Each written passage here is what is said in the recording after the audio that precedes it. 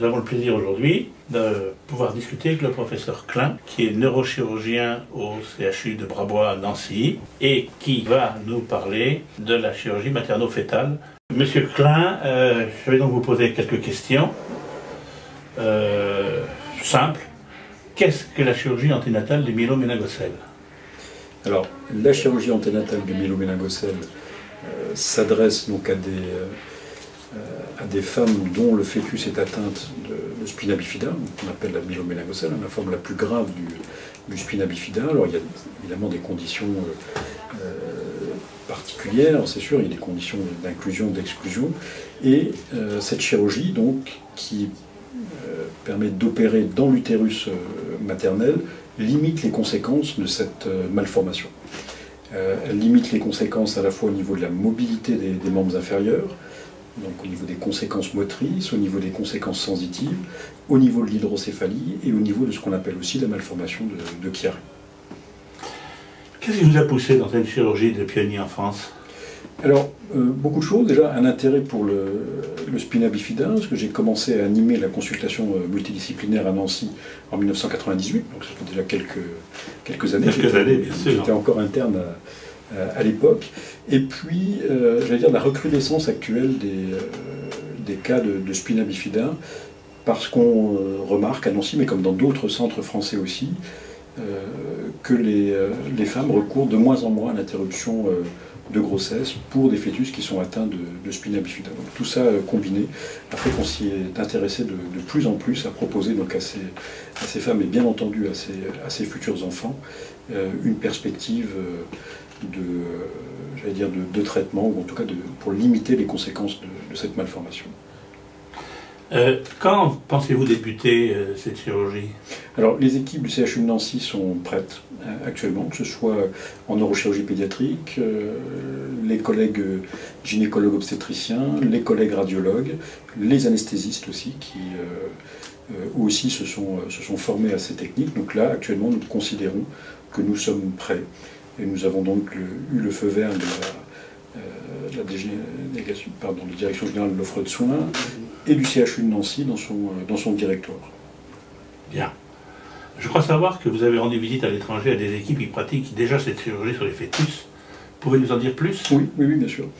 Nous sommes rendus à Nashville, donc dans le Tennessee, qui est une équipe qui est pionnière dans la chirurgie materno-fétale du spina bifida. Je crois que probablement l'équipe américaine qui a le plus d'expérience et qui a commencé le plus tôt cette prise en charge. Et nous sommes partis à la fois avec nos neurochirurgiens pédiatres, les obstétriciens qui ont fait un second voyage aussi, et puis un collègue psychiatre qui est impliqué dans ce projet, qui le sera également pour le suivi des femmes qui sont candidates et suivi des enfants aussi. Il n'y a dans l'expérience des centres américains eu aucun décès maternel. Quels sont les risques pour le futur bébé? Alors, le risque principal pour le bébé, c'est la prématurité. Pratiquement toutes les naissances sont prématurées. Le tout, c'est que la prématurité ne soit pas trop importante. Il y a, dans l'étude américaine, 13% des enfants qui naissent avant la 30e semaine de grossesse, avec là un risque inhérent à la prématurité, séjour en réanimation, intubation. Donc des complications quand même bien embêtantes. Complications qui sont graves et qui sont considérées à part égale avec les complications aussi des enfants qui sont opérés à terme. Quelles femmes et comment peuvent-elles s'adresser éventuellement à vous si un échographiste détecte quelque chose d'ennuyeux du type spina? Pas forcément, mais une présomption de spina par exemple. Bien entendu, dès qu'il y a une présomption de spina ou d'anomalie, on va dire, de fermeture du tube neural, les équipes du CHU de Nancy sont tout à fait prêtes à accueillir ces femmes. Parfois, il faut refaire une échographie. On a une équipe très entraînée à la maternité d'échographistes. L'examen est assez souvent complété par une IRM aussi rachidienne, et à ce moment-là, on se réunit donc entre collègues, entre nous, et on peut aider cette dame ou le couple en formulant un pronostic sur l'anomalie qu'on détecte. Je pense que là, vraiment, les équipes sont arrivées à une maturité je crois, vraiment suffisante pour qu'on puisse proposer ce traitement en France. La réglementation française vous impose de présenter toutes les réponses thérapeutiques et tous les risques. Comment vous procédez? On informe complètement ces femmes. Donc les options thérapeutiques sont bien entendu l'interruption médicale de grossesse ou la poursuite de la grossesse avec une intervention conventionnelle donc à la naissance, qui consiste à fermer la malformation. Et bien entendu, on mentionne à chaque fois la troisième possibilité, qui est cette chirurgie in utero, anténatale. Et les risques ainsi que les bénéfices sont absolument détaillés. Et on remet des fiches aux futurs parents avec justement la liste quasi exhaustive d'ailleurs des bénéfices, mais bien entendu aussi des risques de cette technique. Dans la composition de votre équipe, j'ai remarqué une originalité. Vous avez un psychiatre. Oui. Pourquoi? Et on y tient beaucoup. On y tient beaucoup. Pourquoi? Parce que donc il est utile déjà pour l'évaluation des femmes, mais bien plus pour le suivi après. Quelque chose qui n'a pas été évalué, notamment dans les publications américaines, c'est l'impact d'une chirurgie anténatale pour une femme. Et quel sera aussi le développement de l'enfant. Donc le psychiatre a ces deux rôles-là, donc de suivre les femmes qui le souhaitent. Hein, c'est pas une obligation non plus, mais on le conseille bien entendu, et de pouvoir suivre aussi les progrès, les acquisitions des enfants.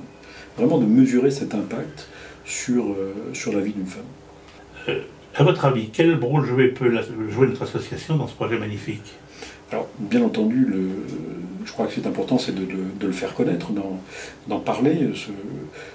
Tous ces projets sont difficiles à mettre en œuvre, notamment au niveau du recrutement des dames. Alors, c'est sûr qu'il peut y avoir des refus, notamment eu égard aux complications. C'est une chirurgie qui est invasive, hein, c'est certain.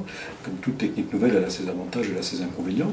Mais je crois que, oui, le rôle de l'association est bien entendu de diffuser cette information et de dire à ces femmes qu'il y a maintenant une possibilité en France de traiter et d'opérer ces malformations in utero.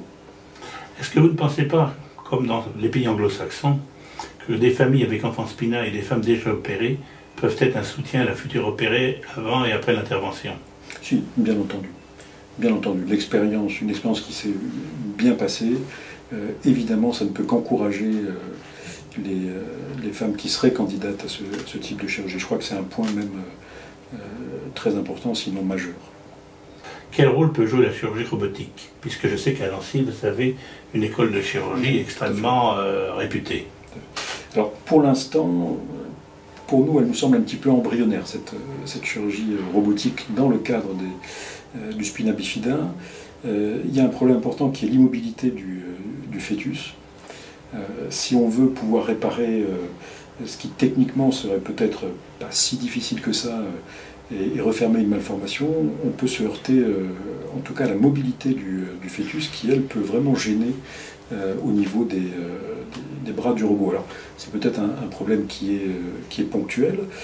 Ce qui est certain, en tout cas, c'est qu'il faut bien entendu développer des axes de recherche autour de cette chirurgie materno-fœtale. Je crois qu'on ne peut pas non plus s'en contenter, et je pense en particulier aux cellules souches, je pense à la dépose de patchs éventuellement sous endoscopie qui pour l'instant ne donne pas satisfaction, mais il y aura probablement un jour un matériau qui sera plus simple d'utilisation. Alors est-ce que ce sera par robotique, par endoscopie, mais ça je ne sais pas, c'est encore... Par endoscopie, c'est-à-dire par les voies intérieures? Non, pas forcément, par celluloscopie. Par celluloscopie, on peut imaginer réparer un défect ou déposer un patch qui assurerait une cicatrisation en lieu et place de la... Malgré des difficultés pour voir la lésion elle-même. Oui, bien sûr, et ça reste une difficulté, tout à fait. Bien, écoutez, je ne peux que vous remercier et on attend tous avec impatience votre intervention lors de notre Assemblée Générale. Merci, M. Klein. Merci beaucoup d'être si disponible pour l'association.